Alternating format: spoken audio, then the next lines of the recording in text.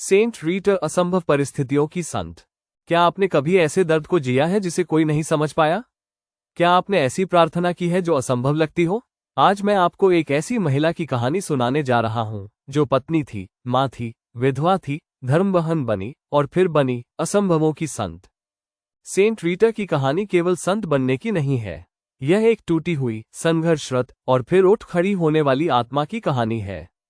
इस वीडियो में आप जानेंगे कैसे उसने एक क्रूर पति को बदल डाला, कैसे उसने अपने बेटों को हत्या से रोका, कैसे उसे खुद ईश्वर ने धर्मबहन बनने का रास्ता दिया, और कैसे एक गुलाब ने असंभव को संभव बना दिया, और कैसे आज भी उनका शरीर गला नहीं। तो आइए हम इस महान संत को जानेंगे। बचपन और धर्म जीवन की इच्छा। 1381 में इटली के कासिया नगर के पास रोकपूर्ना गांव में रीता का जन्म हुआ। माता पिता अत्यंत धार्मिक थे। रीता छोटी उम्र से ही ईश्वर के प्रति गहरी भक्ति रखती थी। वो चाहती थी कि वे कॉन्वेंट में जाकर धर्मबहन बने, लेकिन उस समय लड़कियों की इच्छा से अधिक समाज और माता पिता की जिम्मेदारी मानी जाती थी, और माता पिता ने निर्णय लिया विवाह का। माता पिता की इकलौती संतान होने के नाते भी रीता ने आज्ञाकारी पुत्री की तरह अपना सपना त्याग दिया। यही उनकी पहली बलिदानी प्रार्थना थी। विवाह, संघर्ष और परिवार।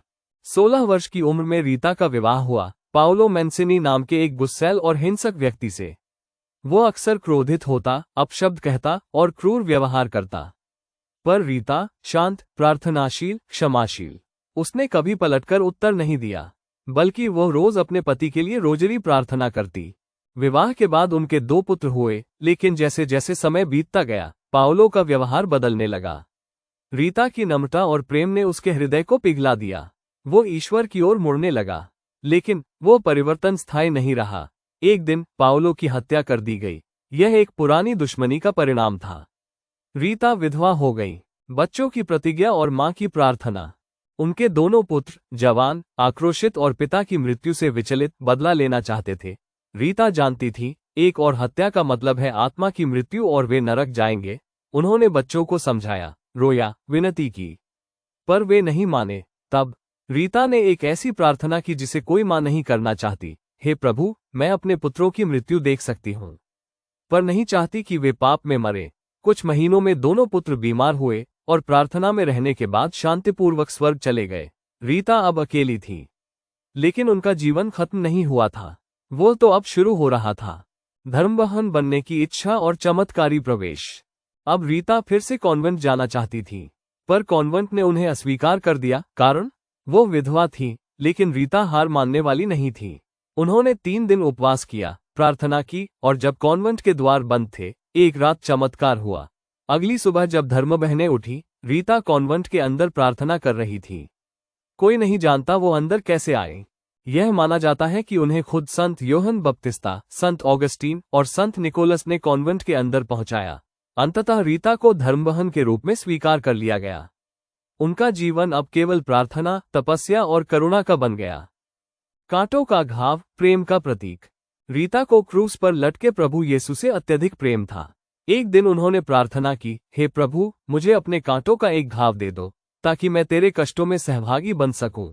और तभी एक कांटा उनके माथे में लगा, एक गहरा घाव जो उनके जीवन भर बना रहा। उससे बदबू आती, दर्द होता, लेकिन रीता ने कभी शिकायत नहीं की। ये घाव अब स्टिग्माटर ऑफ सेंट रीटा कहलाता है, प्रेम और बलिदान का अमिट निशान। गुलाब का चमत्कार और मृत्यु। रीता की मृत्यु से पहले वे गहरी बीमारी में थीं। एक बार उन्होंने एक बहन से कहा, क्या तुम मेरे बेटों की कब्र में जाकर मेरे लिए एक गुलाब ला सकती हो?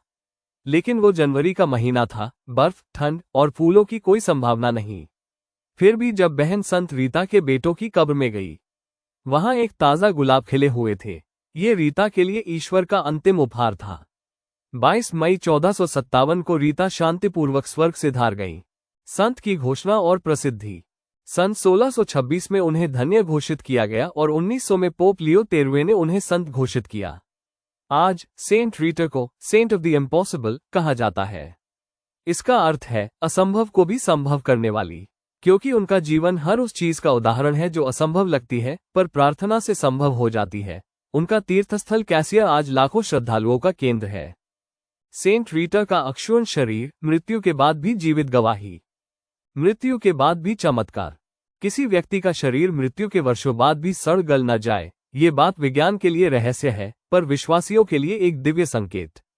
आज हम बात कर रहे हैं सेंट रीटा की, जिनका शरीर आज भी उनकी मृत्यु के 500 साल बाद अक्षुण्ण है। मृत्यु और पहला चमत्कार। 22 मई 1457 को सेंट रीटा ने अपनी आत्मा प्रभु को सौंप दी, लेकिन उनकी मृत्यु के तुरंत बाद ही उनके कमरे से मीठी सुगंध फैलने लगी। उनके माथे पर जो घाव था कांटों का, वह अब भी चमक रहा था, और उनके शरीर से ना कोई दुर्गंध, ना कोई सड़न, बल्कि उनके आसपास की हवा पवित्र लगती थी। वर्षों बाद शरीर की स्थिति। कई वर्षों बाद जब उनके शव को देखा गया, तो आश्चर्य की बात यह थी कि उनका शरीर अब भी पूरी तरह सुरक्षित था। त्वचा सूखी तो थी, लेकिन वो शरीर पिघला नहीं था, न गल रहा था। आज उनका शरीर इटली के कासिया में एक कांच के ताबूत में संरक्षित है, और लाखों लोग हर साल वहां जाकर नमन करते हैं। अक्षुण्णता क्या दर्शाती है? सेंट रीटा अकेली नहीं है। चर्च के इतिहास में 150 से अधिक संतों के शरीर ऐसे पाए गए हैं जो मृत्यु के बाद भी सड़न से मुक्त रहे। ये शरीर की पवित्रता, आत्मा की कृपा और ईश्वर की विशेष इच्छा का संकेत माना जाता है। यह कोई जादू नहीं, यह एक आध्यात्मिक सत्य का भौतिक प्रमाण है। जो पूर्ण समर्पण करता है, वो मृत्यु के बाद भी जीवित रहता है। दर्शकों के लिए भावनात्मक अपील। जब आप सेंट रीटा के शांत, निष्कलंक शरीर को देखते हैं, तो ये केवल एक चमत्कार नहीं होता, यह आपके जीवन के लिए बुलावा होता है। ईश्वर चाहते हैं कि आप भी पवित्रता की ओर लौटें, बलिदान को समझें और असंभव में भी विश्वास रखें।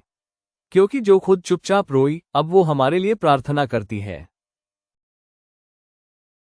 अब क्या करें? अगर सेंट रीटा की कहानी ने आपके हृदय को छुआ हो, तो नीचे लिखें, सेंट रीटा, असंभव को संभव करो। और इस वीडियो को किसी ऐसे से शेयर करें जो असंभव स्थिति में फंसा है, और किसी ऐसे से जो चमत्कार की तलाश में है। अगली बार हम आपको लेकर चलेंगे एक और प्रेरणादायक संत की यात्रा में। सब्सक्राइब जरूर करें, क्योंकि संतों की कहानियां केवल बीते समय की नहीं होती, वे आज भी हमें जीवन देना चाहती है।